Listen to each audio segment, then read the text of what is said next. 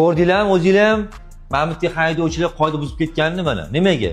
Piyodani o'tkazib olmagani uchun bo'ldi hozir. 109-bandni buzyapti. Bu borada men video qilib qo'yganman. Hozirgi video ham bular to'g'risida emas. Bularni jarima qilishga sababchi bo'lgan mana haydovchi to'g'risida.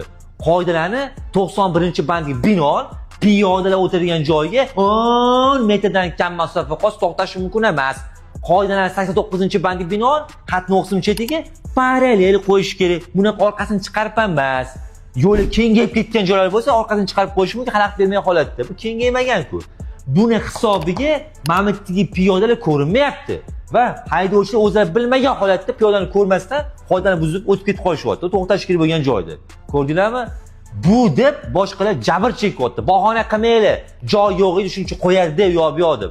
O'zini manfaat yo'lida boshqalardan voz kechib olishga degani mas'ul. Qoida hamma uchun barobar, hamma rioya qilish kerak. E'tiborli bo'linglar va rioya qilinglar. Videolarimiz manfaat bo'layotgan bo'lsa, like bosib qo'yishingizdan chiqmasin.